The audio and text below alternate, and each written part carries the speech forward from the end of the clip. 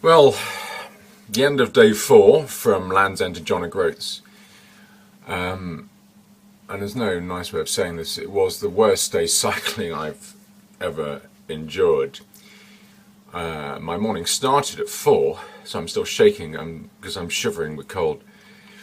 It started at 4 when the rain was sort of taunting me and tapping the windows incessantly. And when I left, just south of the south part of Forest of Dean, very beautiful, it was freezing. The temperature all day has ranged between 0 and 3 degrees Celsius, and it has rained incessantly and torrentially all day. I have 5 layers on my upper body. I had 2 pairs of socks. My shoes, obviously cycling shoes, some overshoes, covers which are meant to be waterproof and windproof, they're not. I had 2 pairs of gloves, my summer gloves, my winter gloves, which are meant to be waterproof and windproof and are not. I had under my helmet 2 type of head layers, and in fact it got so bad in the first 10 miles, it was so cold and the wind chill was below freezing that I couldn't actually feel my fingers or my hands or my feet, but my fingers in particular, and therefore, sorry if the camera's shaking, I'm still shivering and I'm in a warm room now. My hands got so cold that they were numb. I couldn't change gear, I couldn't brake. I just couldn't feel anything. It was just this sharp pain, you know, the pain you get when your extremities are so cold, you don't know what to do with them. And it was early, obviously, being on a Sunday morning, and trying to find people who like to be up. And finally, in the middle of nowhere in Herefordshire, because I've crossed from Gloucester through Herefordshire, I'm now up in Shropshire, just outside Shrewsbury, just east of Shrewsbury. And I saw this guy at the window very briefly. And obviously, if you're going to knock on somebody's door, randomly dressed, really quite oddly, cycling there is not, you know, everyday type of garb. Obviously, you wake them up and they come down their 90. So if it's a man in his 90, it's no matter how cold or desperate you are for cover and sustenance. You know, if a man turns up in his 90, sorry mate, I think I really must have the wrong place. But luckily, this chap's not the 90 sort. And I said, look, I need some shelter. I can't feel my hands and I can't change gear, use my brakes. He said, come on in. He made me a cup of tea. A man called Bled, in his late 50s, he makes and puts together Caterham sports cars, and he made me a lovely cup of tea, and he even gave me some surgeon's gloves, which he uses in his meticulously laid out, very professional looking workshop, and had a good chat, and I went on my way, and they certainly helped. But, you know, my hope was, notwithstanding the vagaries of the British weather, particularly at the moment, my hope was that obviously I'd sail, and sometimes obviously not sail quite so quickly up hills and down dales, soaking up the bucolic, beguiling beauty of Britain. You know, bird song, lovely views, interesting people, and I'm certainly meeting the interesting people. But today was just a hard grind. You know, I very rarely heard birdsong because the wind was so intense. I mean, the rain was torrential, so much so that it actually hurts your face when it's that severe.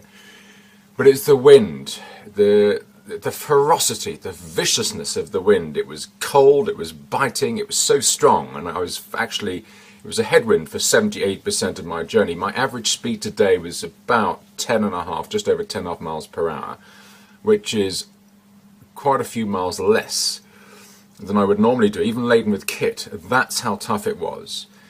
And it was really unpleasant. And you just want to get to the destination. And I sat down at lunch in Leinster and shivered my way through lunch, even though it was the warm restaurant.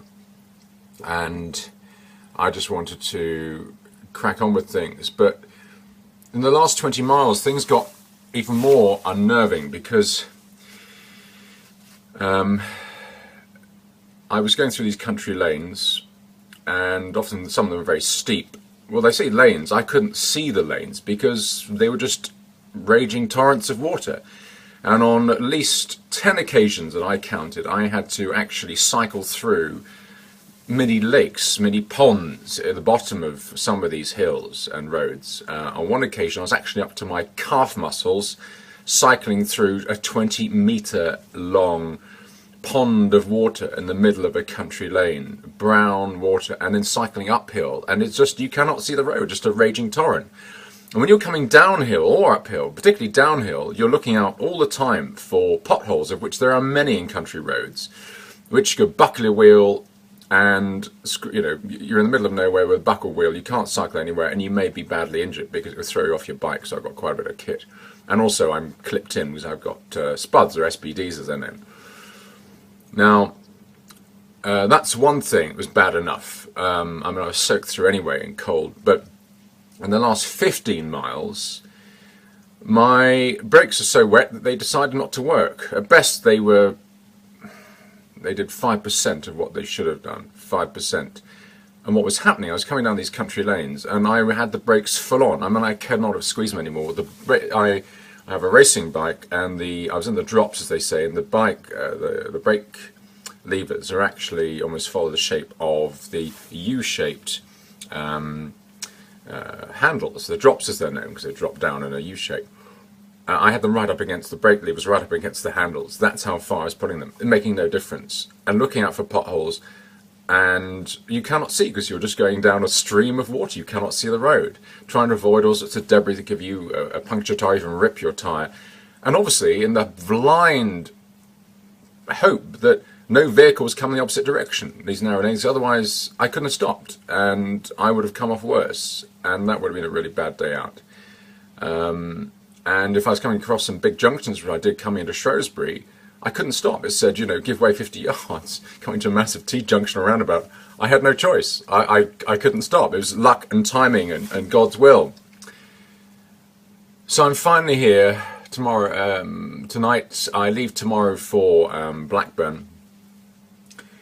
And, you know, the times like today, you know, I think I felt it's very tempting to give up. One of the people whose houses I stopped off at just knocked on the door and they said, oh, I bet you want to jack it in. And I thought, very tempting, but I can't. The same man said, cyclist, he said, I think you're all mad.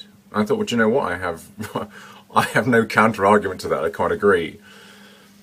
And it's amazing how you keep yourself going. And I keep myself going by thinking of, obviously, my closest family unit, my friends, even members of my business mentoring group, and the fantastic mentoring team at Peter Thompson International, who have been brilliant. And the messages of support, the text messages, messages on Facebook, Twitter, trust me, they mean a lot. And I sort of played through my mind all these movies of people encouraging me, willing me on, no matter how tough it got. And today was by far the worst day. And in fact, the first 4 days of this trip, I knew were going to be the toughest, because the longest distances, the toughest terrain.